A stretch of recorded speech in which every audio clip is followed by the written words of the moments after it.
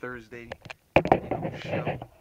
And so, like I said, if you want to call in, you can dial 323-962-1937. Or if you just want to sit back and listen to the show, if you have a cell phone, you can do it too by dialing 323-461-6676. And so, what does this game mean for Eli Manning? What does this game mean for Tom Coughlin, Bill Belichick, and Tom Brady? As far as those guys are concerned, Eli Manning still has a little bit more work to do. He will have a Hall of Fame career. Eli Manning is not ready to have his name mentioned in Hall of Fame conversations because he feels that he's got some more time. He still has some more things he wants to accomplish, so he doesn't want you talking about him like he's being put out to pasture. In my opinion, I told my father this the other day, and I completely believe it in my heart. Tom Coughlin should have won and just retired because look what's happening. I know it's not the same type of situation, but Jim Calhoun last year, remember last year after the Connecticut won the national championship against Butler, I said on my show, I think Jim Calhoun should go quote Bobby Knight and tell all the people in Connecticut and those critics to kiss his you know what. I feel Tom Coughlin should have done the same thing. I think Coughlin should have said, thank you, New York.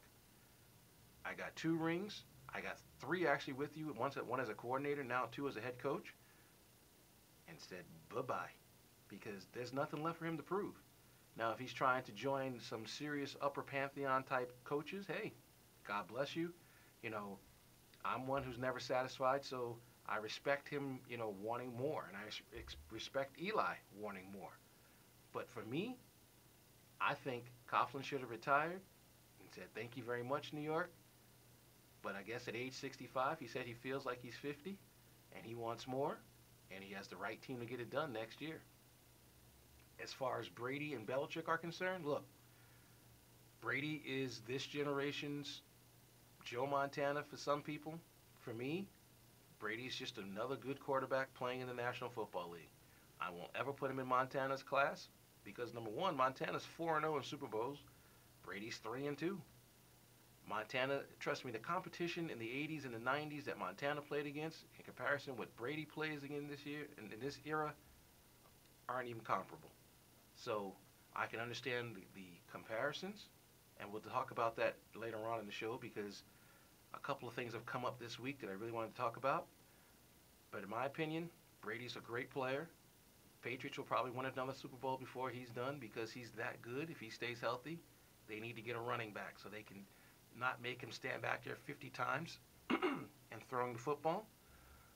And if they can get himself a running back for next season, Patriots will be back in the game. In fact, already Vegas is picked to win it next year in New Orleans.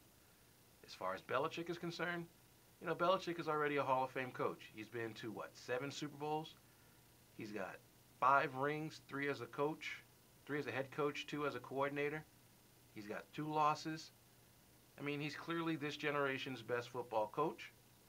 And, again, another guy who's got nothing left to prove other than he wants to win a 4th one so he can be up there with the Knowles and, as a 4-time Super Bowl winner.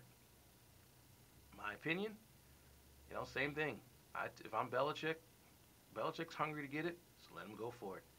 He doesn't have the same situation as Coughlin does because no one criticizes Belichick. They only criticize him because he doesn't give him good sound bites. They criticize Coughlin because Coughlin has, his way of running things and people don't like it. C'est la vie. But I wouldn't be surprised next season in New Orleans if this was a rematch. I think the Giants come back next year clearly not even favored to win their own division. I mean, Philadelphia and Dallas have just sick talent. They just underachieve. And if they could ever put it together, they keep the NFC East reign supreme. New England is in a league where Houston is up and coming. Obviously the Jets, who knows? They may have Peyton Manning by the end of the day. Who knows? Which we'll talk about in a second. But the bottom line is the AFC is a lot easier to win because the top tier teams, Pittsburgh and Baltimore, the Patriots play them so often that they know everything about each other. So that's why those games are the way they are. San Diego, they're just on crack. They just don't know how to win. They have all the talent in the world. They just don't know how to figure out how to win. And, knows what's going to happen with the Colts? Who knows what's going to happen with Peyton Manning? Houston just needed to stay healthy this year, and who knows what they would have ended up. But clearly next year, the NFC will probably win it again because the Packers will be pissed off that they didn't get it done. The Saints want to host a Super Bowl championship in their home stadium for those people. Can you imagine if the Saints got to play in the Super Bowl next year in the Superdome for those people suffering from that, Hurricane Katrina still? What it would do for that community, what it would do to the businesses down there. Just that 1 week or 2 weeks for the Super Bowl. I mean, I root for the Giants, but if the Giants don't make it next year, I'm hoping that the Saints go. 49ers will be good next year as well. Detroit will be really good next year. Detroit, it will be probably, a 12-4 team next year. They have it all. They just got to get a running back. So the NFL offseason has got a lot of things to, figure out. And it's been my pleasure for the past, 19 weeks to talk NFL football with you on KLESFM.com. But now the NBA is about to take it over, and we're going to talk NBA on 89.7 KLESFM after this. For all of your auto repairs, including expert